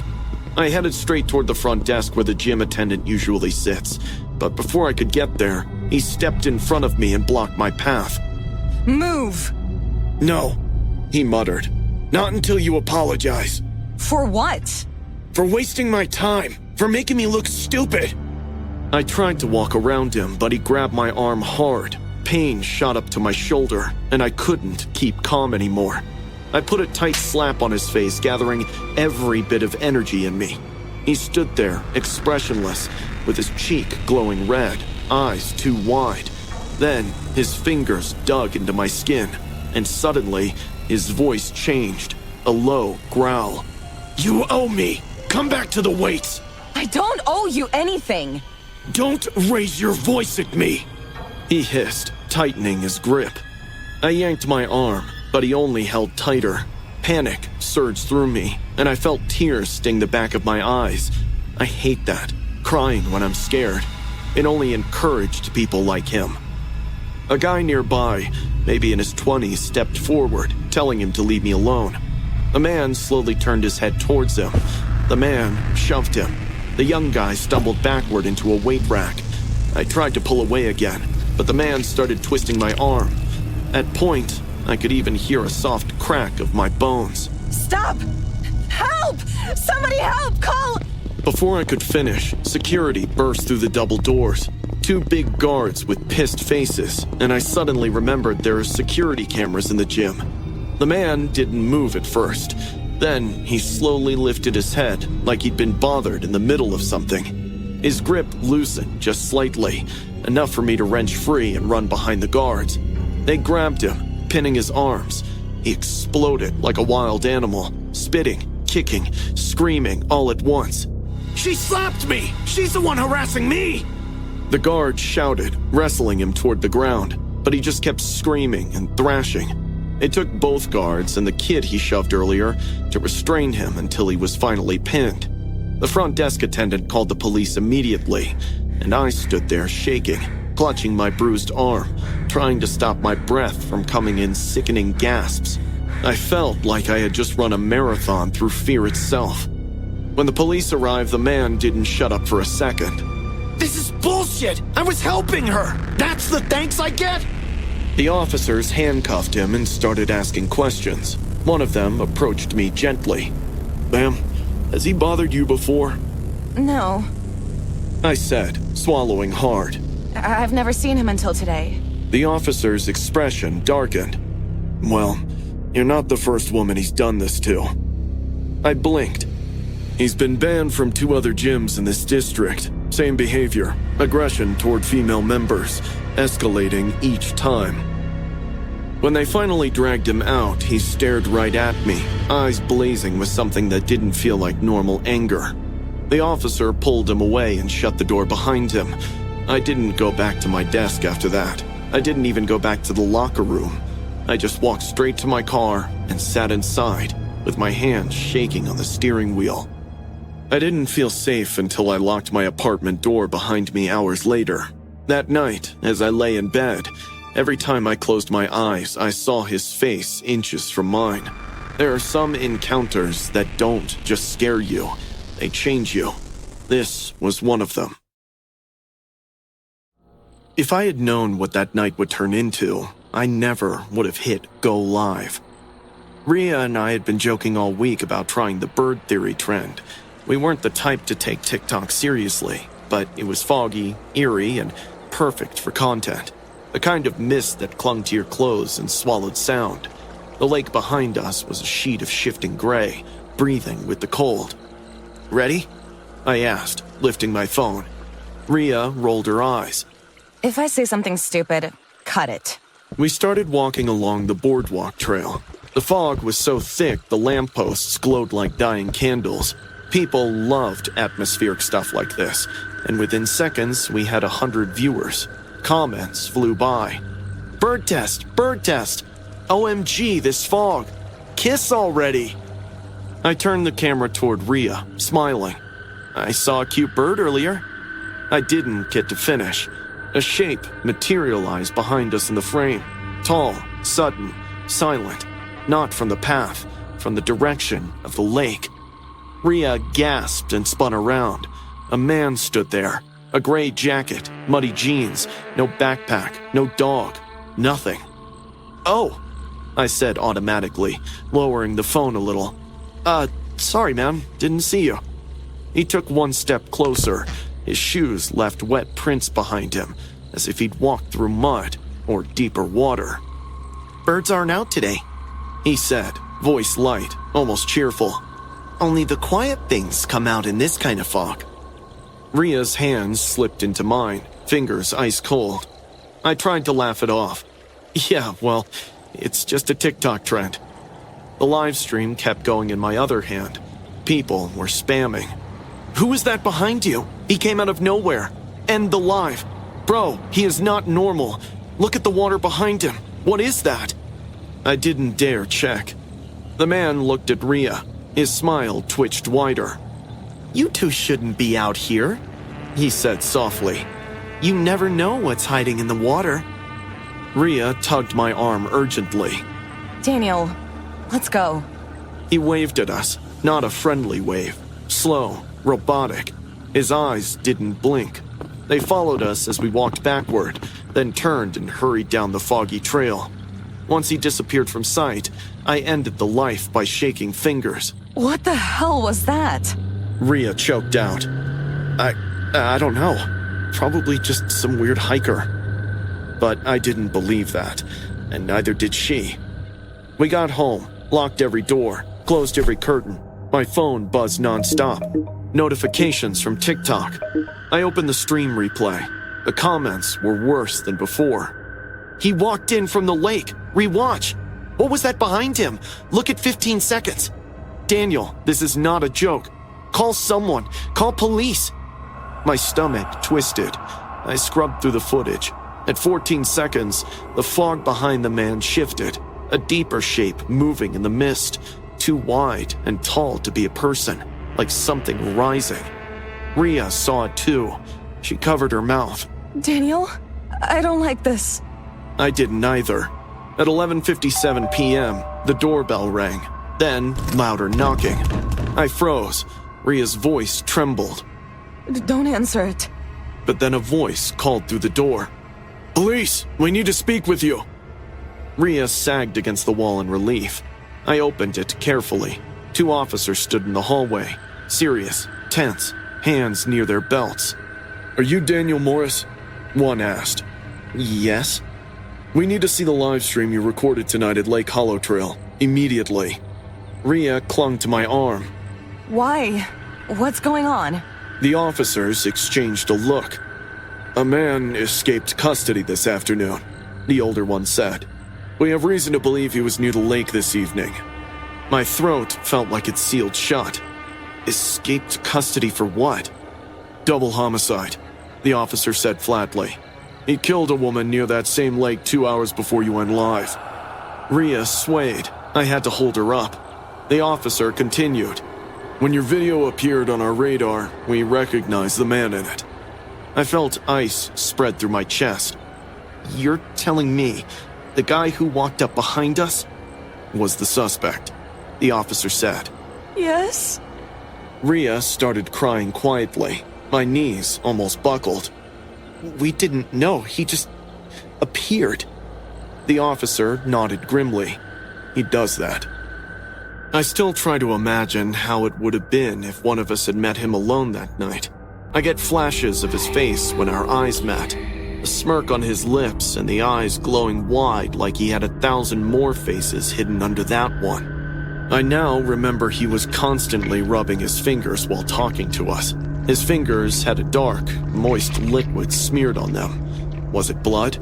I think you know the answer. I even asked the officer separately about his crimes. He told me the man had no contacts or friends in this town. He was first seen on the night of Halloween last year. Hours later, a mugged, throat-slit man was found in that same area. Honestly, I'm just glad we made it alive. So to everyone going bonkers to create an identity on social media, please be careful. I see young kids exploring abandoned places and posting those videos on YouTube. Just make sure you choose a safe spot, because shady places have shady demons. I'm writing this because pretending it never happened hasn't worked. For months, I tried to tell myself it was fear, exhaustion, alcohol, or some shared hallucination brought on by being too deep in the woods. But my husband and I both saw the same thing, and neither of us has ever been the same since. What I'm about to tell you is true, exactly as I experienced it, and I still have no explanation for it. Last fall, my husband Nigel and I decided to go camping to reconnect. Life had been loud lately, full of work stress, phone screens, and constant noise. He suggested Red River Gorge, Daniel Boone National Forest in Kentucky, about which he had read online. With secluded sandstone cliffs, lush woods, and fewer crowds than national parks, it was a perfect opportunity to appreciate nature. Red River Gorge is known for its dense hardwood forests, where trees grow tall and eerily uniform in some hollows. It offers deep isolation, just minutes away from access roads. I told myself it'll be good for us. We arrived in the late afternoon. While my husband started setting up the tent, I volunteered to collect firewood. I walked around the campsite, picking up dried tree branches. The dry leaves crunched under my boot when I noticed something ahead of me. I spotted a gunny sack lying near the tree line. I wasn't getting a clear view from the distance, as it almost blended into the background. It was positioned oddly, though, not tossed carelessly, but placed. I stared at it for several seconds, then forced myself to look away. People leave things behind all the time, I told myself. Returning to the tent, I mentioned it casually to Nigel. I said that there was some kind of sack lying out there. Nigel barely reacted. He said it was probably trash left by previous campers and went back to hammering tent stakes into the ground. Seeing him unbothered, I too brushed it off. As the sun set, the forest changed. The temperature dropped suddenly, and the sounds grew sharper. The chirping of crickets, accompanied by howls of the coyotes, created a chilling atmosphere around. As Nigel marinated the chicken to roast for dinner, my eyes constantly darted to the tree line, at that gunny sack. The moonlight illuminated weirdly enough. We lit the campfire as darkness settled in. The fire helped, throwing warm light across our small clearing. I opened drinks and played soft music. Nigel cooked the chicken, unaware of the worries clouding my mind regarding the sack. Minutes later, he came close, and we cuddled near the fire. I tried to focus on the moment, on my husband's laughter, on the crackle of burning wood. Still, every time the fire flickered, my eyes drifted toward the trees. That was when I noticed something was wrong. The sack was not where it had been before. It was moved closer. Not dramatically close, but close enough that the change was noticeable once I compared it to the surrounding trees. Hey, do you think it moved? I asked Nigel while pointing at the sack.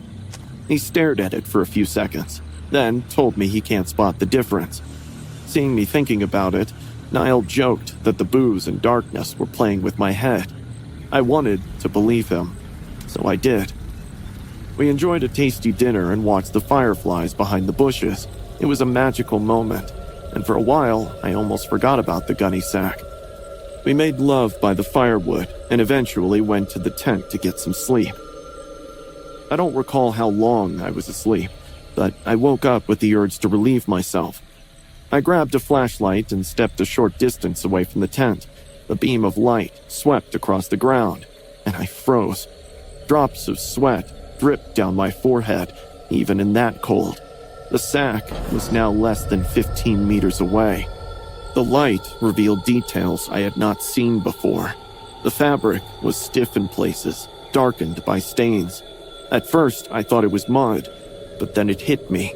The stains were of dried blood. I started breathing heavily.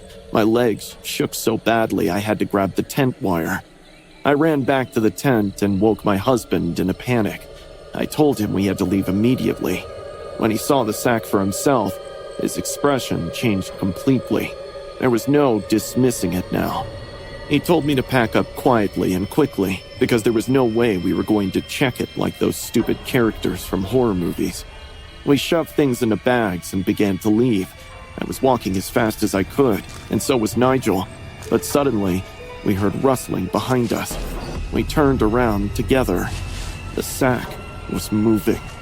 It wasn't rolling or being pushed by the wind. It was moving like some living thing was inside it. My eyes stopped blinking, and Nigel grabbed my hand in fear. The top of the sack shifted, and 2 human hands pushed out. They were skinny, muddy, and bleeding from knuckles. I screamed. Nigel pulled me, and we started running. But on our way out of the clearing, I looked back one last time, pointing the flashlight at the sack, and I saw a man's head emerging from it. His face was muddy and soaked in blood, eyes wide and fixed on us. I thought I would faint, but somehow managed to reach the ranger station. We pounded on the door until someone answered, and when we tried to explain what we had seen, the ranger did not laugh or question us. His face went pale. He told us that 6 months earlier, a man's body had been found in those woods. He had been murdered by his wife and her boyfriend and stuffed into a gunny sack. Since then, campers had reported seeing it at night, but we were the first ones to see the man. We never camped after that. People always ask why I jog so early in the morning. Honestly, I don't know anymore. Maybe it's the silence before the world wakes up. Or maybe it's because my dog, Buzzo, a golden cocker spaniel, won't let me sleep past 6 a.m. That morning started like any other winter jog, except for the fog. It wasn't the usual soft mist you can squint through. This fog was thick, dense enough that I couldn't see more than a few feet ahead. It swallowed the path, the trees, even the cornfields that stretched endlessly along the outskirts of town. Everything beyond arm's reach looked smudged out, but Buzzo didn't care. His tail was wagging wildly, floppy ears bouncing as he trotted beside me, occasionally sniffing the frosted ground. I tugged my hoodie tighter around my neck. "Come on, Buzzo, in and out, quick lap, then breakfast." The cold air stung my lungs with each breath. The only sounds were our footsteps and the faint jingle of Buzzo's collar, until something else slipped through the silence. A rustle, not the wind, not an animal, something heavier. I stopped. Buzzo followed. The fog wrapped around us like a curtain, muffling everything. I stared at the cornfields, just a towering mass of blurred stalks and shadows. Probably a deer. I mumbled, more to convince myself than anything. We kept moving, but the unease clung to me like the wet mist settling on my skin. Then I heard it again, another rustle, lower this time. Buzzo's body went stiff, his ears pricked forward, and a low growl rolled out of his throat. I'd heard him bark, whine, howl, but rarely growl like that. It was the kind of sound he made only when he sensed real danger. Hey, buddy, come on. I gently tugged his leash. Let's go back, fog's getting bad. But before I could take a full step, Buzzo tensed, and then he bolted. He yanked the leash right out of my hand and dove headfirst into the cornfield, disappearing into the fog in seconds. "Buzzo!" My voice echoed into the gray nothingness. "Buzzo, come back!" Panic surged through me like a punch to the chest. I sprinted after him, tearing through the icy stalks, wet leaves slapping against my face. The fog made everything disorienting. I couldn't tell how far I'd gone or which direction the path was anymore.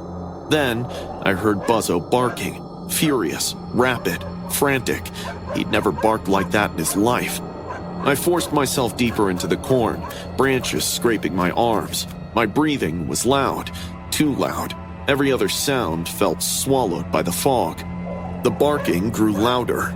All of a sudden, it was overlapped by a spine-chilling scream, a man's scream. My heart lodged in my throat. "Buzzo, where are you?"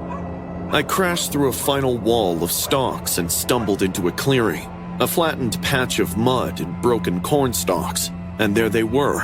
Buzzo stood planted in front of a man curled on the ground. My dog's teeth were bared, fur bristling, his body shaking with rage. The man scrambled backward, his face pale and wild-eyed. His right hand was dripping blood. A rusty knife lay a few feet away, knocked into the mud. "What the hell?" I whispered. The man looked up at me, eyes frantic. Call him off, man! Call him off! He tried to kill me!" "He's a dog," I said. "He doesn't just attack." But even as I said it, I knew the truth. He didn't attack. He protected. I stepped closer, and the man flinched, clutching his bleeding hand against his chest. "Get your dog away from me!" he yelled. "Buzz," I said firmly, "come here." But Buzzo didn't move. His entire body was locked onto the man with laser focus. His growl deepened. I followed his gaze, and that's when I saw it. A thick rope partially buried under the leaves along with a torn backpack, footprints circling the clearing, waiting places. This wasn't a hiker. This man had been hiding, lurking, waiting possibly for someone like me. Everything clicked at once. The rustling, Buzzo's reaction, the knife. He hadn't been attacked. Buzzo had stopped him. The man's expression shifted the moment he realized I understood. His panic faded into something colder, calculating. He lunged for the knife, but Buzzo beat him to it, launching forward with a snarl. The man jerked back, slipping in the mud. Buzzo's teeth clamped onto his wrist again. The scream that tore out of him was worse this time, raw and choked. I ran in, grabbed Buzzo's collar, pulling him back. The man scrambled to his feet and bolted into the fog, disappearing so fast it was like the fog swallowed him whole. I held Buzzo tightly as he shook with adrenaline. "Good boy, you're okay. You did great." My hands were trembling uncontrollably. I fumbled for my phone and dialed 911. When the operator answered, the words practically tumbled out of me. "There's a man. He had a knife. My dog, there's blood. Send someone, please." Police arrived within minutes, fog still thick enough that I heard them before I saw them. They combed the cornfield and found the knife, the blood trail, the rope. Not the man. He'd escaped. But later, they told me he'd been reported multiple times, lurking along jogging trails, targeting early runners. He was hiding there to rob someone, the officer said. If your dog hadn't gone after him, you would have walked right past his hiding spot. I looked down at Buzzo, who was sitting between my feet, panting and wagging his tail like none of this was out of the ordinary. That morning, I realized something terrifying.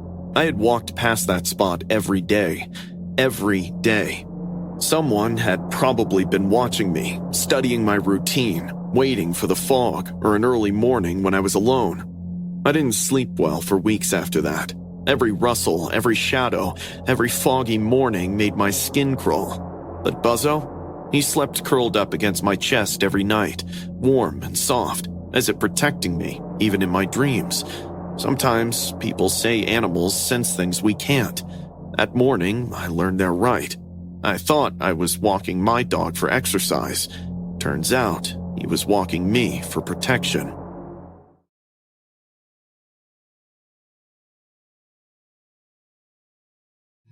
If you've ever worked late shifts, you know that tired, foggy feeling you get after midnight. The kind where even walking into a brightly lit 7-Eleven feels like stepping into a dream. That's exactly where my head was the night everything happened. I wasn't expecting anything except grabbing an energy drink so I could stay awake long enough to drive home. I headed straight for the fridge in the back. I grabbed a canned energy drink, shut the door, and that's when I heard it. A small whisper behind me. Please help me. Don't let him see me. I turned around, and for a second I thought I imagined it. But then I saw a girl, barely 15, crouched between the snack shelves, eyes wide, mascara smeared down her cheeks like she'd been crying for hours. I need help. He's here. He's looking for me. Okay, it's all right. Just come with me. Is he inside? She asked. No, I said, but the cashier can call someone. She hesitated, peeking over the shelves toward the glass door. Then she moved closer, staying behind me like I was a shield. We walked toward the counter slowly.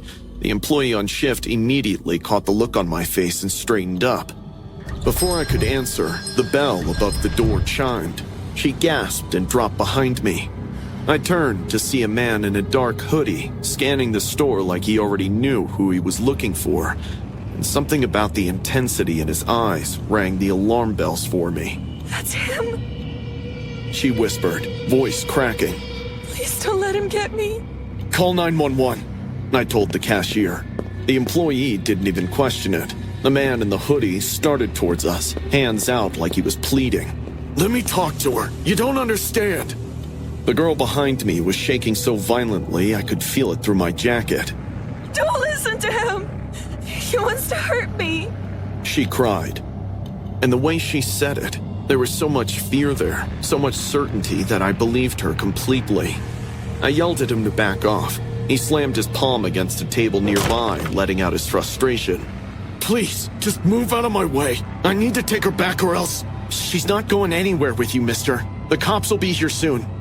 I didn't trust him. I didn't trust anything about the situation except the fact that the girl was terrified. We waited. Longest 4 minutes of my life. The girl kept pacing behind the counter, gripping a napkin dispenser like she thought she'd need to defend herself. She kept whispering, Don't let him catch me.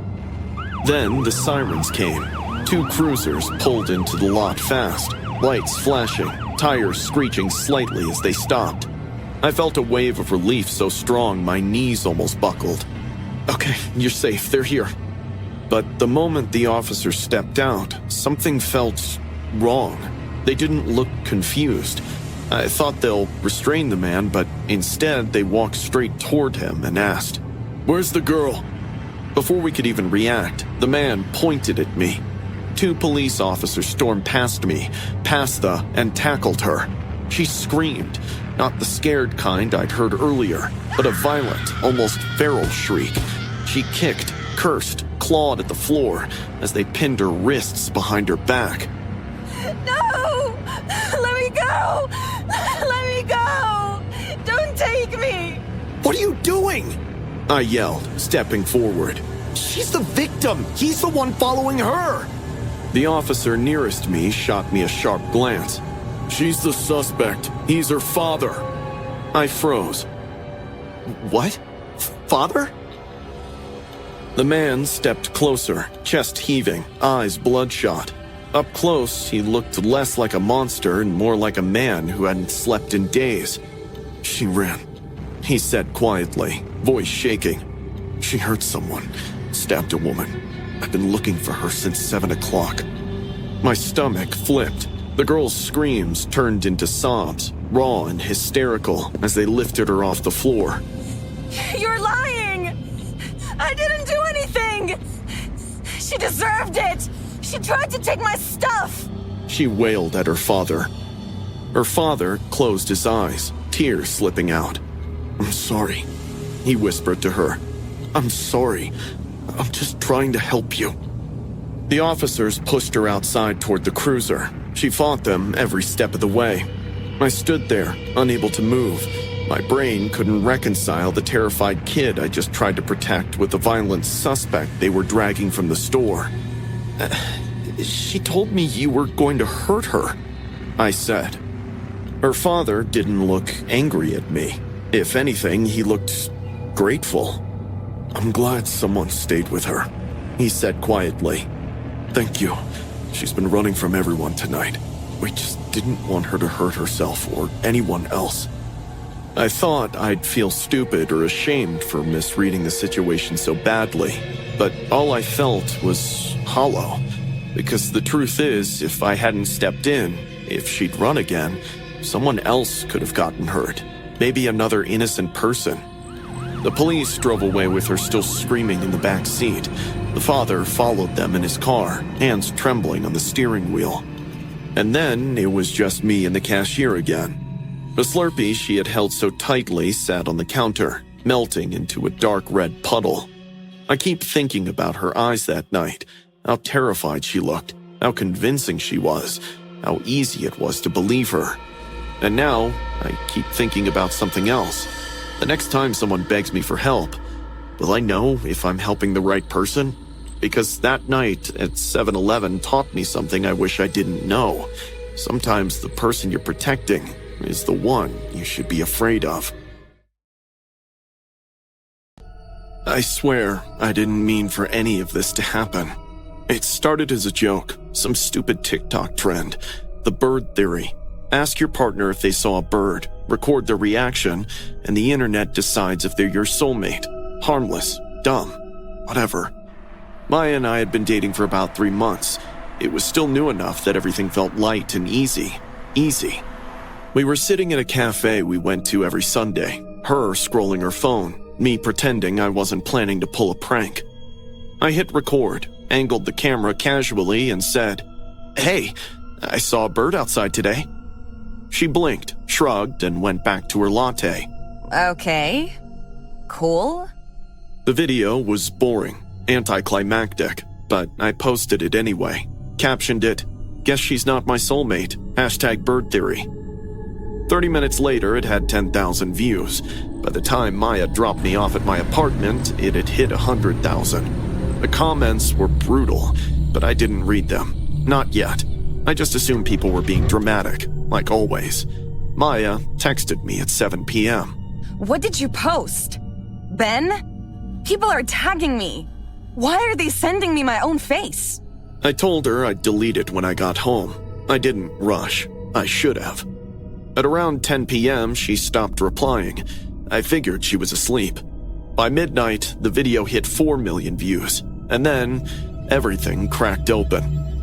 At 12:40 a.m., I was brushing my teeth, scrolling through comments with foam in my mouth, feeling my stomach sink lower and lower with each one.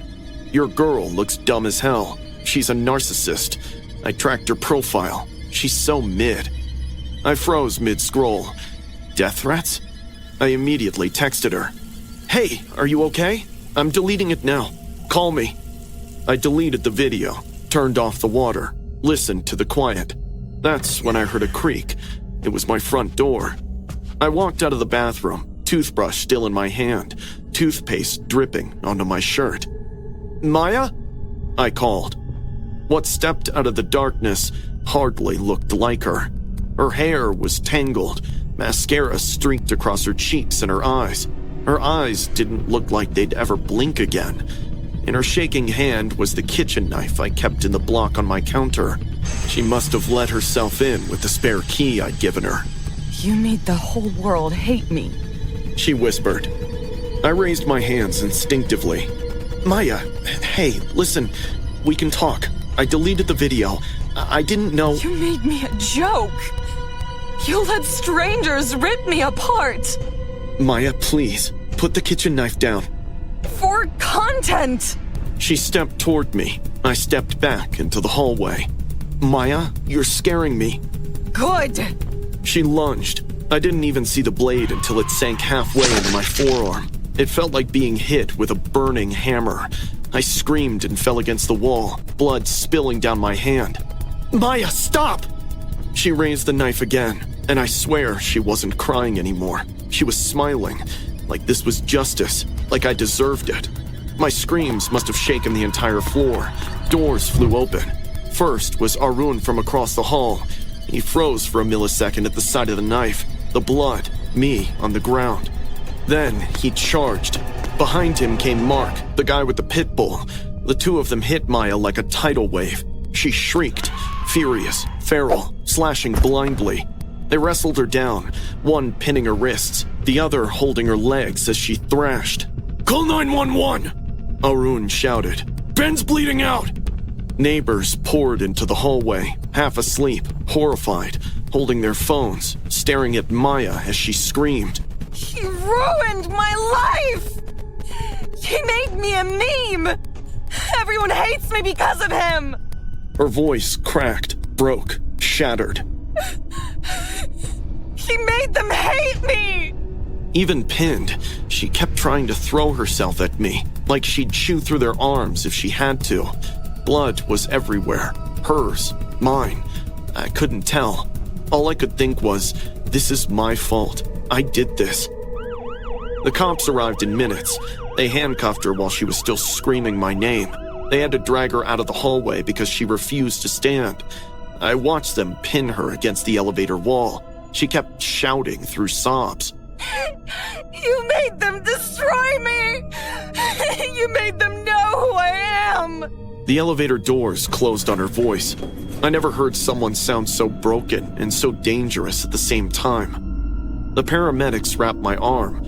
I kept apologizing, even when they told me to stop talking. I apologized to everyone present, but mostly to Maya, even though she wasn't there, even though she'd tried to kill me. The guilt sat on my chest like a cinder block. I opened TikTok while waiting in the ambulance. My comments section was blowing up again, this time with duets of the news report. Bird test almost turns deadly. Girlfriend attacks boyfriend over viral trend. People weren't laughing anymore. Some were horrified. Some still mocked her. Some called her unstable. And some blamed me for posting it. One comment stuck out, sitting at the top with 50,000 likes. The bird test doesn't reveal who loves you. It reveals who can't survive being exposed. I locked my phone. The paramedic asked if I was okay. No, I whispered. I don't think either of us are. He nodded slowly. I looked back at my apartment building, the hallway still stained red, neighbors whispering behind their doors. Dangerous didn't even begin to cover it, because the truth hit me harder than the knife did. I didn't know Maya at all, and maybe, I never should have tried to. I was 19 when this happened, and I still can't walk at night without checking behind me every few seconds. It was Halloween, the one night everyone at my college acted like consequences didn't exist. I wasn't even planning to go anywhere, but then a Snapchat invite from my friends popped up. An underground costume rave, supposedly 2 blocks from campus. They all looked like they were having the time of their lives, so I figured, fine, just for an hour. The party was in some abandoned-looking basement venue under a pawn shop. The second I stepped inside, I regretted it. Flashing lights and the reek of sweat and alcohol accompanied by loud music. But what really threw me off was the crowd. A lot of the people weren't college kids. Some looked mid-30s, maybe older. Guys with patchy beards and cheap masks, hovering around packs of teenagers. I tried texting my friends to find them, but the signal was terrible. I was just about to turn around and leave when a hand tapped my shoulder. Hey there, sweet Patty. I turned and met a guy standing behind me. He was dressed as the Wendy's mascot. Not in a funny way, but in a disturbing way. A red pigtail wig, freckles drawn with what looked like a Sharpie, and a blue dress that was definitely way too small for his middle-aged body. Chest hair peeked out from the neckline, and his beard was shaved in an uneven, patchy way. Wrong girl. I said, stepping back. He grinned, showing yellowish teeth. No, you're perfect. Cute little thing like you. You smell delicious. Okay, back off. Instead, he came closer. You alone? I can show you a better party, sweetheart. That was the last straw. I shoved past him and went straight for the exit, not even pretending to be polite. Once I reached the street, the cold air felt refreshing. My dorm was only 2 blocks away. I walked fast, hugging my jacket around me. The street was quiet, except for distant music and laughter from other Halloween parties. I'd made it about halfway when I heard slow, heavy footsteps. I told myself not to look. I told myself I was overreacting, but something inside me insisted. So I glanced over my shoulder. It was him. Under the streetlights, the Wendy's costume looked even worse. Makeup smeared, wig crooked, his face shiny with sweat, and he was grinning. Where you running, Patty? I sped up, and so did he. Don't make me chase you, 'cause I like chasing. In 5 seconds, he caught up to me and pushed me against a tree near the curb. Before I could scream, he held a knife to my neck. "Shh," he whispered. Then he leaned in close, so close his breath hit my ear. He inhaled deeply, like he was smelling perfume. God, you smell so good. My entire body trembled uncontrollably. Please, let me go. I whispered. His voice changed, dropping into something darker. You're gonna walk with me into those woods. Be a good girl now. I looked at the woods, dark, dead silent, and completely empty. I knew if I went in there with him, I wouldn't be coming back out. No. I whispered. He dug the blade closer. Yes, you are. The second he loosened his grip to shift the knife, I bolted sideways. I felt the metal slice across my cheek, hot, stinging pain, but adrenaline drowned everything else out. I ran like my life depended on it, because it did. I didn't dare look back. I just ran, up the hill, past the closed shops and across the street, ignoring cars honking. I didn't hear him at first. Then I heard the footsteps again, pounding behind me.